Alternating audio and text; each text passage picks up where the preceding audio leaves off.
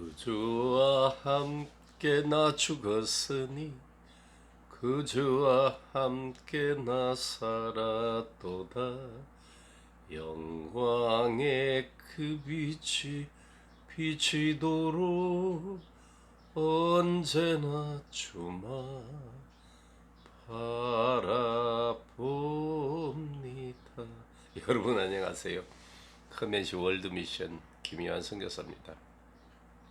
안중근 의사가 일일 불독삼 구중형극이라고 입에 가시가 돋는다고 했는데, 어쩌면 우리는 매 순간마다 구주와 함께 나 죽었으니 구주와 함께 나 살았도다, 이 고백을 하지 않으면, 이 시인을 하지 않으면 성경이 소멸되어 버리고 그만 우리는 육체로 사는, 그래서 그로 말미암아 죄의 삭은 사망이요 하신 말씀처럼 그만 사망이란 급료가 쫓아와서 우리를 붙잡음으로 그만 어둠에 빠져버리고, 때로는 우울하고, 때로는 낙심이 되고, 때로는 불안하고, 때로는 두렵고, 때로는 무기력해지는 그런 패배를 맛보게 되는 것입니다.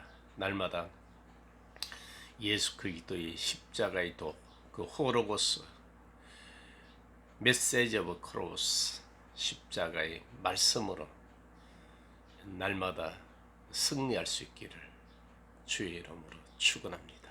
오늘은 요한복음 13장을 가지고 동영상을 한번 만들어 봤습니다. 다락방 강화가 매우 중요합니다. 요한복음 14, 15, 16장이 바로 예수 그리스도의 고별 설교입니다. 유언과 같은 거죠. 유언은 죽은 자가, 말한 자가 죽어야만이 그 효력을 발생하는 것인데, 요한복음 14, 15, 16장은 진리의 성령에 관한 말씀이고, 또 진리의 성령이 우리에게 오셔서 어떤 현상이 일어날 것인가, 또 어떤 결과가 일어날 것인가를 말씀하시는 예언과 같습니다. 마태복음 5장, 6장, 7장은 최초 설교고, 요한복음 14, 15, 16장은 마지막 설교입니다. 그러므로 요한복음 14, 15, 16장의 말씀이 굉장히 중요합니다. 이 말씀이 우리에게 이루어져야만이 비로소 산상보훈이라고 하는 그 마태복음 5장, 6장, 7장의 말씀도 해석이 되고 적용이 됩니다. 그래서 이 도적같이 오시는 주님을 구체적으로 설명합니다. 도적같이 오시는 주님께서 우리에게 오셔서 어떤 일을 하실 것인가, 그걸 지금 제자들을 통해서 우리에게 말씀하고 있습니다. 그래서 깨어있으라는 의미가 과연 무엇일까? 과연 깨어있는 그런 방법을 알고나 있을까? 그것을 우리는 스스로 질문해 봐야 됩니다. 요한복음 13장의 그 세족식은 예수님의 그 택하심의 그 본입니다. 영접이죠.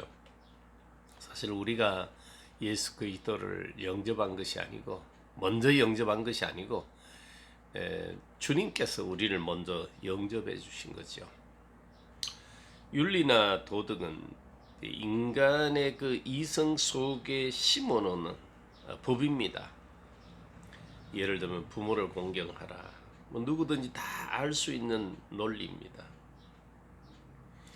예수 그리스도께서 우리를 영접해 주신 것은 윤리나 도덕하고 전혀 상관이 없습니다. 이성의 법하고는 전혀 상관이 없습니다. 예수님이 제자들의 발을 씻어주신 것은 겸손만이 아니라 이 말입니다. 그 영접하는 행위예요. 우리가 전가하는 말씀이 매우 중요합니다. 잘못하면 교회가 성령을 문 밖에 세워 놓을 수가 있다는 사실을 우리는 늘 명심해야 됩니다. 라오디게아 교회처럼 예수 그리스도를 문 밖에 세워놓고 자기들만의 잔치가 될 수 있음을 매우 조심해야 됩니다. 말씀을 영접하라. 이 말은 내가 말씀을 들어서 이해한다, 깨달았다, 이것만이 아니에요. 그 살아있는 말씀이 우리 안에 계셔야 됩니다. 구체적으로. 하나님의 작정과 하나님의 계획 안에 있는 사람들에게 말씀이 다가옵니다. 그래서 말씀이 그 입에 있고 마음에 있고, 마음으로 믿어 의에 이르고 입으로 시인하여 구원에 이르게 됩니다. 로마서 10장 8절에서 10절입니다. 이게 바로 작정된 자에게 하나님의 주권적인 섭리입니다. 하나님이 우리 이름을 부르시는 것이 아니고 그 말씀을 통해서 부르시는데, 그 말씀을 통해서 부르시는 방법이 뭐냐면 말씀이 들리는 거예요. 또 말씀을 사모하게 되는 거예요. 어느 날 보면은 예수 그리스도가 내 안에 계신다. 내가 예수 그리스도 안에 있다. 내가 죄에 대해서 죽은 자요, 예수 그리스도 안에서 하나님께 대하여 산 자다. 내가 육체 가운데 사는 것은 내가 사는 것이 아니라 내 안에 그리스도께서 사신 것이다는 이런 말씀이 그만 내 입에 올라와 있는 겁니다. 한국 사람이 한국말을 계속 듣다 보면은 뭐 생각 없이 우리가 한국말을 하게 된 것과 똑같습니다. 그래서 그게 바로 하나님의 섭리입니다. 다락방 강화의 내용이 바로 우리 안에 거하시는 말씀을 진술하고 있습니다. 말씀이 인격화되고 있는 역사가 우리에게 일어나야 됩니다. 예수 그리스도께서 끝까지 사랑하신다. 요한복음 13장 1절에 유월절 전에 예수께서 자기가 세상을 떠나 아버지께로 돌아가실 때가 이런 줄 아시고 세상에 있는 자기 사람들을 사랑하실 때 끝까지 사랑하시니, 이거는 심리적인 것이 아니에요. 그냥 위로하는 말씀이 아닙니다. 끝까지는 구체적이고 실제적입니다. 이 끝까지가 바로 마태복음 24장 13절 말씀에 끝까지 견디는 자는 구원을 얻으리라. 그 끝까지, 주님이 나는 시작과 끝이라고 하셨죠. 바로 끝이 바로 예수 그리스도입니다. 끝까지 견디는 자는 구원을 얻으리라. 주님이 끝까지 사랑하시면 우리가 견딜 수가 있죠. 그 사랑 안에 보호받고 사랑 안에 안위를 받기 때문인 것입니다. 누가복음 18장에도 보면 원통한 과부의 기도를 보면은 18장 5절에 번거롭게 고통스럽게 하는 말, 늘 와서, 이 말은 늘 와서, 이 말은 끝까지란 말입니다. 언제까지입니까? 예수 그리스도 때까지입니다. 그분에게까지입니다. 내 구원에 걸리는 것은 마귀의 역사예요. 모세와 이스라엘의 끝까지는 가나안이지 않습니까? 여기 뭐 모압, 암몬이나 아말렉이나 이 방해 세력이, 이 원수들이 굉장히 많죠. 주님은 우리를 끝까지 사랑하시는데 우리 또한 그 끝까지 사랑하는데 정말 방해 요소가 엄청 많습니다. 요한복음 13장 이전에는 12장 50절입니다. 나는 그의 명령이 영생인 줄 아노라. 그러므로 내가 이르는 것은 내 아버지께서 내게 말씀하신 그대로니라 하시니라. 바로 그의 말씀은 영생입니다. 요한복음 17장 3절에 유일하신 참 하나님과 그의 보내신 자 예수 그리스도를 아는 것이 영생입니다. 우리 가운데 계시는 말씀이신 예수 그리스도를 아는 것, 야다, 동침하는 것, 이게 바로 영생인 것입니다. 기노석교는 말씀이 자기화된 것, 그래서 말씀을 받은 자는 신들이라 하였거늘, 이 말은 말씀이 된 자들, 말씀화된 자들, 말씀을 아는 자들, 이런 뜻입니다. 총각이 저 처녀 내가 잘 안다고 하면 큰일 날 소리죠. 어디서 본 적 있다 이렇게 말을 해야지, 안다고 하는 것은 굉장히 그 깊은 말이고 때로는 위험한 말입니다. 그래서 마리아가 사내를 잘 알지 못한다. 동정녀 마리아라고 우리는 말을 합니다. 안다는 것은 하나가 된 것, 야다, 동침, 기노섭고 그 말씀화, 체화, 엠바디가 됐다 이 말입니다. 이게 바로 영생입니다. 말씀을 아는 것은 그 말씀 앞에 부끄러움이 없는 것이죠. 아담과 하와가 범죄하기 전에는 벌거벗었으나 서로 부끄러움이 없었습니다. 그와 같이 예수 그리스도 안에서 성령 안에서 그 말씀화된 사람은 그 말씀 앞에 부끄러움이 없습니다. 따라서 예수 그리스도에게도 아버지 앞에서도 부끄러움이 없습니다. 그게 바로 영생인 것입니다. 다시 한번 요한복음 13장 1절, 예수님이 세상을 떠나 아버지께로 돌아가실 때를 아셨습니다. 세상에 있는 자기 사람들을 끝까지 사랑하시니라 말씀하셨습니다. 그냥 사랑은 우리가 일반적인 사랑이죠. 2절에 보면은 마귀가 예수를 넘겨줄 마음을 가룟유다에게 넣었다고 말씀하십니다. 주님이 아셨습니다. 그 다음에 3절, 저녁 먹는 중 예수는 아버지께서 모든 것을 자기 손에 맡기신 것과 또 자기가 하나님께로부터 오셨다가 하나님께로 돌아가실 것을 아시고, 모든 것을 주님께 주신 것을 주님은 아셨습니다. 그리고 이제 하나님께로 돌아가실 그 시간이 됐음을, 때가 됐음을 아셨습니다. 마귀는 하나님의 구원 역사를 지금 돕고 있습니다. 가룟유다는 이용물이에요. 부정적인 역할을 하는 구원 드라마의 배우입니다.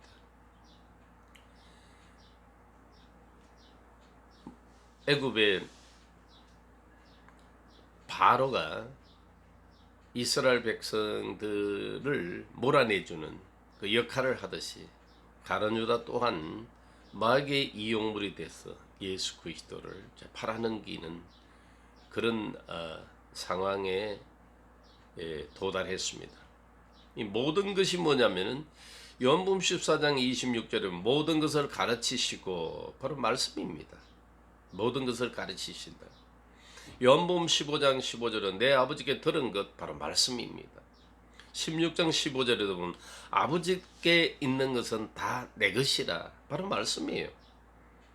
그가 내 것을 가지고 너희에게 알리리라. 성령은 바로 말씀을 알리는 겁니다. 그래서 예수 그리스도를 알리는 거예요. 하나님을 알게 하는 것입니다. 16장 30절에도 보면 주께서 모든 것을 아시고, 하나님의 말씀을 다 아신다 이 말이죠. 하나님의 보내심을 받은 증거는 바로 하나님의 말씀을 아는 것입니다. 17장 7절도 저희들이 지금 아버지께서 내게 주신 것이 다 아버지께로서 온 것인 줄 알았나이다. 영생은 이렇게 아는 것입니다. 영생은 하나님께서 그 말씀을 예수 그리스도께 주시고, 예수 그리스도는 또 우리에게 말씀하시고, 그 말씀하시는 가운데서 우리는 죄와 사망에서 해방이 돼서 예수 그리스도 안에 의와 생명, 이제 성령 안에서 그리스도가 하나가 됐어.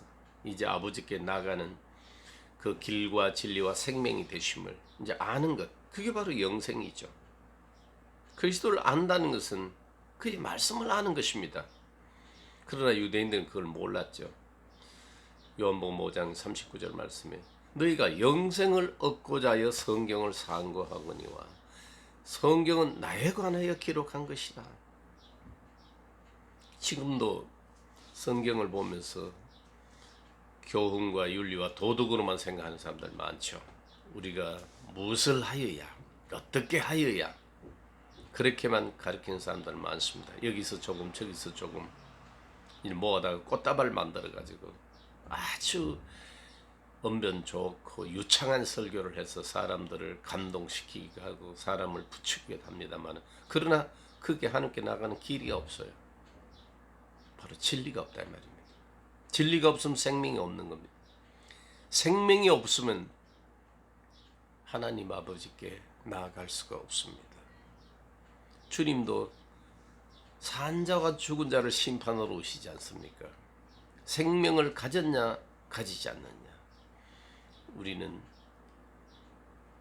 생명을 가진 자는 생명의 부활로, 생명을 가진 채로 주님 앞에 설 것이며, 사망을 가진 자는 사망을 가진 채로 주님 앞에 서게 될 것입니다. 요한복음 17장 10절에도 내 것은 이 판타지요 다 당신의 것이요 아버지의 것은 내 것이온데 내가 저희로 말미암아 영광을 받았나이다. 이 말씀으로 천지를 만드시고 또 이 말씀이 생명이요 이 말씀은 영원한 생명이십니다. 그래서 요한일서 5장 20절 말씀은 참 하나님이요 영생이시라고 예수 그리스도를 묘사하고 있습니다. 그분은 우리들에게 하나님을 실제로 나타내시는 분이요 영원한 생명이시다 이 말입니다. 아버지께서 모든 것을 자기 손에 맡기신 것과 또 자기가 아버지께로 돌아가실 것을 아셨습니다. 말씀이 아버지께로부터 나오셔서 이 땅에 오셔서 인카네이션이죠. 성육신입니다. 화육신 하기도 합니다. 십자가에 죽으시고 다시 사시고 그 말씀이 다시 아버지께로 돌아가신다 이 말입니다. 4절 제가 읽겠습니다. 저녁 잡수시던 자리에서 일어나 겉옷을 벗고 수건을 가져다가 허리에 두르시고 이와 같은 것을 다 하시고 이제 일어나셨습니다. 무슨 일을 하시기 위하여? 무슨 일을 할까요? 바로 제자들의 발을 씻습니다. 제자들 영접하시는 일을 하십니다. 5절 보면 이에 대하여 물을 떠서 제자들의 발을 씻으시고 그 두르신 수건으로 닦기를 시작하여 6절 이제 성질 급한 시몬 베드로가 또 오버를 합니다. 시몬 베드로에게 이르시니 베드로가 이르되 주여 주께서 내 발을 씻으시나이까. 주여 주께서 내 발을 씻기시나이까. 인간적으로 보면 감히 그럴 수가 없죠. 왜냐하면 시몬 베드로와는 스승과 제자의 사이지 않습니까? 그렇기 때문에 감히 스승이 제자의 발을 씻어준다는 건 이건 있을 수 없는 일이죠. 제자들이 스승의 발을 씻어야 마땅하지요. 그래서 주님이 이런 대답을 하십니다. 7절 예수께서 대답하여 이르시되 내가 하는 것을 네가 지금은 알지 못하나 이후에는 알리라. 언제? 3일 후에 알게 됩니다. 성령이 임하시면 알게 됩니다. 8절 베드로가 이르되 내 발을 절대로 씻지 못하시리다. 예수께서 대답하시되 내가 너를 씻어주지 아니하면 내가 네가 나와 상관이 없느니라. 이 상관이 없느니라 말은 무서운 말입니다. 절대로 영원히 씻지 못합니다 하고 베드로가 뻗치니까 내가 널 씻지 않으면 네가 나와 상관이 없다. 상속이 없다. 기업이 없다. 엄청난 말입니다. 아주 무서운 말입니다. 요한복음 14장 30절에도 세상 임금 마귀가 올 것이다. 그러나 나와는 관계할 것이 없다. 내 안에서 지가 가져갈 것이 하나도 없다. 내가 지한테 줄 게 하나도 없다 이 말입니다. 갈라디아서 2장 6절에도 내게 상관이 없다. 같이 공유할 것이 없다 이 말입니다. 주님이 제자들의 발을 씻어 주시는 것은 같이 상속받을 자라는 그런 뜻입니다. 그러니까 이제 베드로는 기업이다, 상속이다. 이건 유대인들에게 생명과 같은 것이거든요. 얼른 알아먹는 거죠. 그러니까 9절 말씀에 시몬 베드로가 이르되 주여 내 발뿐 아니라 손과 머리도 씻어 주옵소서. 시몬 베드로의 오발탄이죠. 주님이 무슨 때밀입니까? 10절 목욕한 자는 10절 보면은 예수께서 이르시되 이미 목욕한 자는 발밖에 씻을 필요가 없느니라 온몸이 깨끗하니라 너희가 깨끗하나 다는 아니니라 하시니. 발 씻는 것은 유대인의 관습상 영접입니다. 그걸 주님은 택함으로 보시는 거죠. 더러운 발을 씻어주고 받아들인 것입니다. 죄사함 받은 사람은 하나님을 사랑하게 되는 거죠. 더 많이 죄사함을 더 많이 받은 사람은 더 사랑하게 되는 것입니다. 따라서 사랑하는 사람은 죄사함을 받은 증거입니다. 요한복음 15장 3절에 내가 내 말로 너희를 깨끗하게 하셨다. 십자가의 죽으심의 그 신기한 능력으로 우리를 죄에서 건져 의롭게 하시고 사망에서 건져 영원한 생명을 주셨습니다. 우리를 깨끗하게 하시는 거예요. 그리고는 우리에게 말씀하시고 주님께서 그 일을 하셨음을 알게 하시고 믿게 하시고 따라가게 하시는 거예요. 그래서 하나님이 우리를 의롭다 하신 겁니다. 하나님의 자녀라고 하신 것이에요. 그 죄사함을 통해서 우리는 하나님을 사랑하게 됩니다. 죄사함이 크게 다가오면 크게 사랑하게 되는 것입니다. 그래서 우리는 주님 사랑해요 사랑해요 사랑해요 하고 고래고래 고함치면서 사랑을 고백하고 있는 것입니다. 11절 이는 자기를 팔자가 누구인지 아심이라 그러므로 다는 깨끗하지 아니하다 하시니라. 12절 그들의 발을 씻으신 후에 옷을 입으시고 다시 앉아 그들에게 이르시되 내가 너희에게 행한 것을 너희가 아느냐. 이건 내가 너희를 택한 사실을 아느냐, 내가 너희를 영접하신 사실을 아느냐 이 말입니다. 다시 말씀드리면 나와 연합된 사실을 아느냐. 그러나 가룟유다는 주님의 말씀으로 테이크아웃 해버리는 거예요. 드로아웃 해버리는 거예요. 거기서 빼내버리신 겁니다. 연합에서 빼내버리십니다. 불행이죠. 그래서 차라리 나지 않았으면 죽을 뻔했다. 주님께서 그렇게 말씀하시는 겁니다. 13절 너희가 나를 선생이라 또는 주라 하니 너희 말이 옳도다. 내가 그러하다. 14절 내가 주와 또는 선생이 되어 너희 발을 씻어서 너희도 서로 발을 씻어주는 것이 옳으니라. 바로 우리는 그 주님의 영접해 주시는 택해 주시는 그 사랑의 빚을 진 자들입니다. 그래서 우리는 서로 용납하고 서로 영접해요. 서로 발을 씻어줘야 되는 것입니다. 주님께서 우리를 불쌍히 여인같이 불쌍히 여기되고 주님께서 우리를 용서하신 같이 용서해야 돼요. 주님께서 우리를 용납하신 것처럼 우리가 용납해야 됩니다. 만약에 우리 같은 나 같은 사람을 영접해 주시고 깨끗하다 하시고 나를 택하시고 그 사랑 안에 머물게 하신 그 사랑의 빚이 있다면 우리도 다른 사람을 그렇게 해주라 이 말씀입니다. 발을 씻어주라 이 말입니다. 15절 내가 너희에게 행한 것 같이 너희도 행하게 하려 하여 본을 보였노라. 바로 본입니다. 그대로 하라 이 말이죠. 너희에게 주었으니 그대로 하라. 사랑을 준 대로 사랑하라. 내가 너희에게 행한 것 같이 너희도 행하라. 행한 대로 갚아주리라 이 말씀입니다. 16절 내가 진실로 너희에게 이르노니 종이 주인보다 크지 못하고 보냄을 받은 자가 보낸 자보다 크지 못하나니. 영접을 하면 큰 자가 됩니다. 주님이 우리보다 크시기 때문에 우리를 받아주시는 거죠. 그릇도 마찬가지 아닙니까? 큰 그릇이 작은 것을 담을 수 있습니다. 작은 것은 큰 그릇을 담지 못합니다. 17절 너희가 이것을 알고 행하면 복이 있으랴. 당연히죠. 우리 주님으로 말미암아 다른 사람을 그 영접된 사랑으로 다른 사람을 영접하면 용납하면 바로 큰 자라 일컫는 복을 받게 되는 것이죠.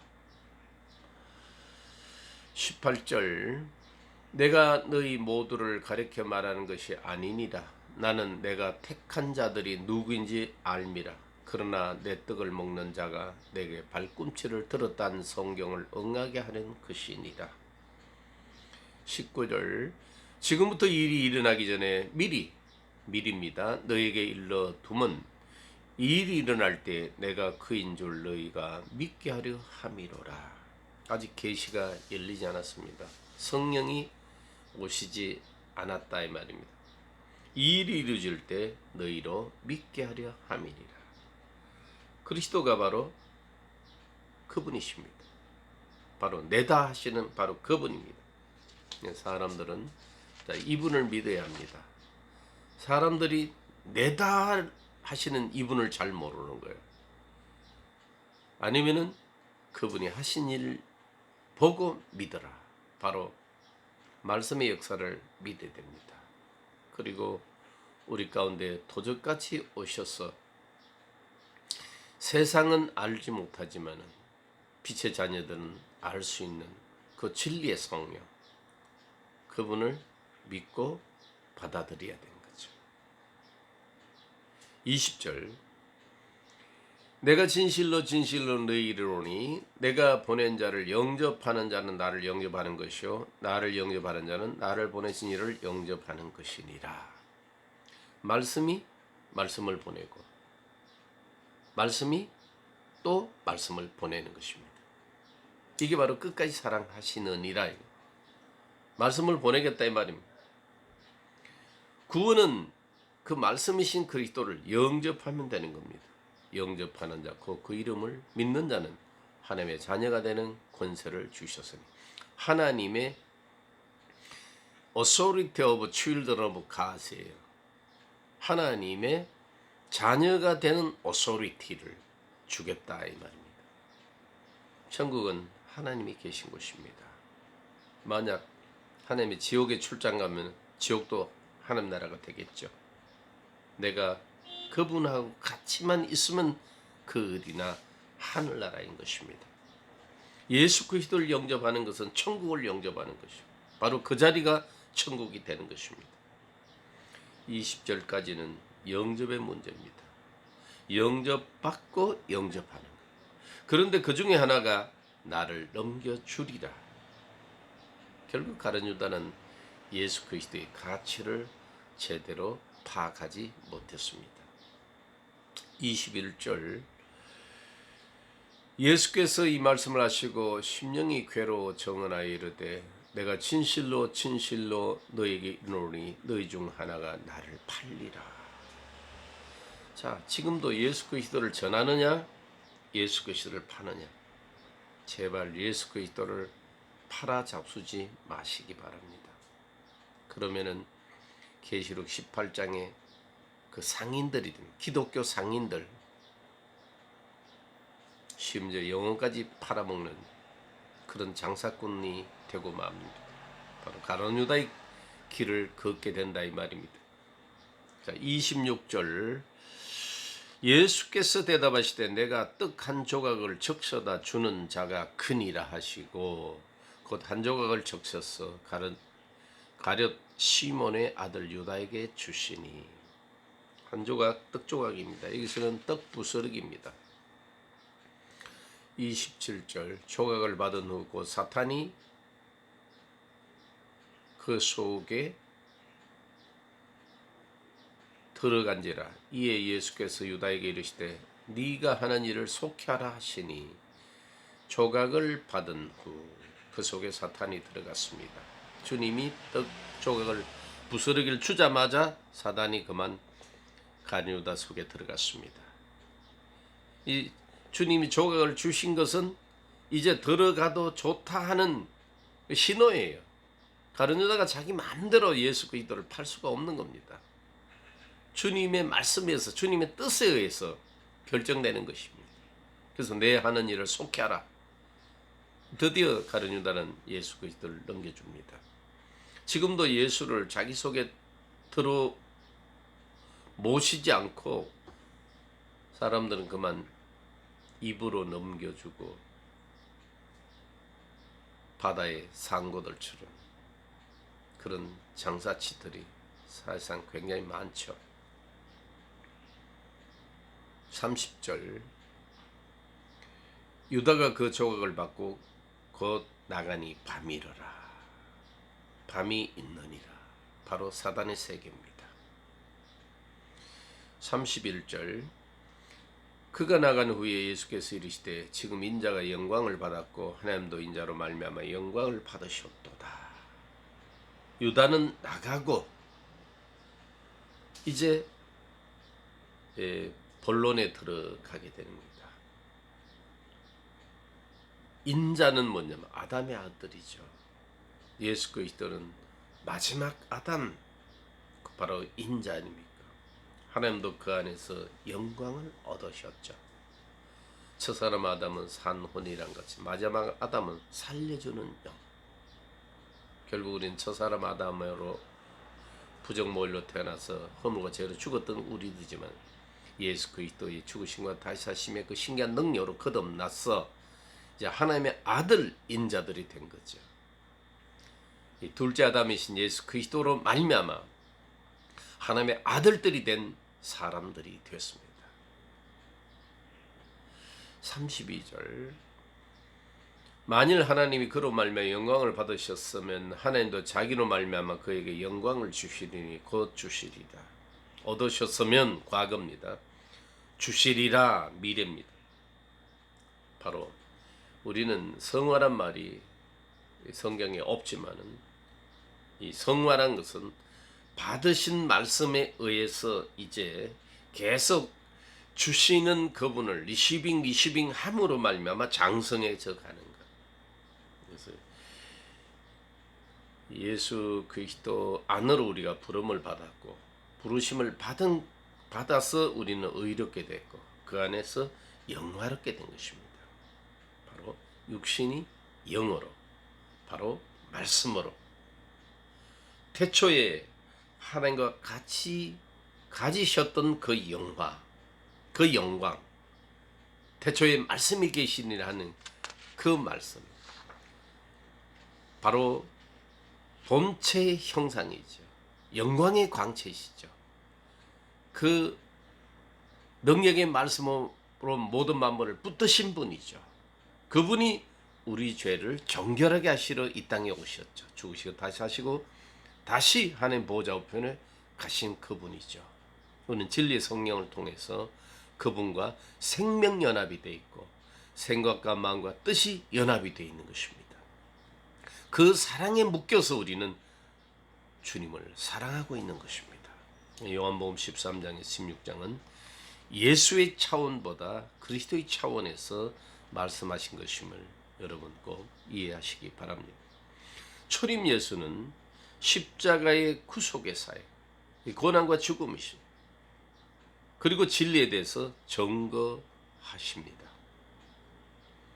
예수 그리스도는 당신 자신이 진리라고 말씀하셔요. 33절 봅니다. 작은 자들아 내가 아직 잠시 너희와 함께 있겠노라. 너희가 나를 찾을 것이나 일찍이 내가 유대인들에게 너희는 내가 가는 곳에 올 수 없다고 말한 것 같이 지금 너희에게도 이르노니라. 너희가 나를 찾을 것이다. 지금도 예수를 찾죠. 그러나 유대인들에게 말한 것처럼 너희가 나의 가는 곳에 올 수 없다고 이르노라. 그러나 성령이 임하신 이후부터는 그 길을 따라 주님의 은혜의 보좌에 나갈 수가 있죠. 주님의 그 다시 살아나신 그 부활체가 되신 이후에도 제자들은 예수를 찾아다녔습니다. 그래서 심지어 누가와 글로바는 예수를 찾다가 못 찾아서 그만 낙심하고 엠마오로 내려가게 되지요. 어느 날 여러분들은 어떤 예수를 찾습니까? 어떤 예수를 찾습니까? 이 땅에 33년 동안 사신 그 예수의 이미지를 찾습니까? 아니면은 죽으시고 다시 사시고 하나님 보좌편에 앉으시고 보혜사 성령 진리의 성령을 통해서 우리 가운데서 임마누엘 하시면서 우리 안에서 내가 여기 있노라 여기 있노라 하시는 그 주님을 찾고 계십니까? 여러분 스스로 한번 체크해 보시기 바랍니다. 3, 4절 새 계명을 너희에게 주노니 서로 사랑하라. 내가 너희를 사랑한 것 같이 너희도 서로 사랑하라. 새 계명을 새로운 계명을 주신다 이 말입니다. 왜? 서로 사랑하기 위하여 새 계명을 주십니다. 사랑의 계명입니다. 이게 바로 끝까지 사랑이 끝까지 사랑하겠다는 말씀입니다. 35절 너희가 서로 사랑하며 이로써 모든 사람이 너희가 내 제자인 줄 알리라. 이것으로 무엇으로? 서로 사랑함으로 모든 사람이 너희가 내 제자인 줄 알리라. 우리가 사랑을 가지고 있어야 됩니다. 그리스도 안에 있는 말씀 하나님은 사랑이시라. 36절을 보면 주여 어디로 가시나이까? 베드로는 끝까지 오발탄을 소화되고 있습니다. 아직까지 모르죠. 어디로 가는지. 시몬 베드로가 이르되 주여 어디로 가시나이까? 예수께서 대답하시되 내가 가는 곳에 네가 지금은 따라올 수 없으나 후에는 따라오리라. 바로 끝까지 따라갈 수 있다 이 말이에요. 그 마지막 날까지 우리 구원이 믿음의 선진들의 그 구원을 완성하는 그 주자가 되어야 됩니다. 그게 바로 히브리서 11장의 마지막 주자들. 구원은 릴레이 경기와 같은 것입니다. 계좌와 같은 것입니다. 마지막 주자가 결승점에 들어가면은 그 중간을 달렸던 모든 주자들이 따라 1등이 되어서 시상대에 오르게 된 것과 같습니다. 37절 베드로가 이르되 주여 내가 지금은 어찌하여 따라갈 수 없나이까? 주를 위하여 내 목숨을 버리겠나이다. 정말 목숨을 버려야 가는 거죠. 내 목숨으로는 십자가의 죽으심과 다시 사심을 따라갈 수가 없잖아요.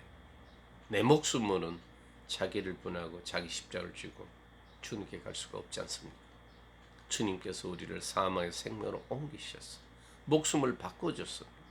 목숨을 바꿔준 그대를 받아들이고 주님의 생명으로 내 목숨을 버리고 주의 영으로 내 육체를 죽임으로 말미암아 내 영으로 주님을 따라갈 수가 있게 됩니다. 38절 예수께서 대답하시되 네가 나를 위해 내 목숨을 버리겠느냐? 내가 진실로 진실로 네게 이르노니 닭 울기 전에 내가 3번 나를 부인하리라. 닭이 울기 전에 네가 3번 부인하리라. 내가 3번 부인하기까지 닭이 결코 울지 아니하리라는 말씀과 같습니다. 떡조각이 바로 사단의 신호였고 그로 인해서 유다는 예수님을 팔려고 갔습니다. 사실 닭 소리는 주님의 말씀입니다. 예언이죠. 닭이 울면 날이 새는 거죠.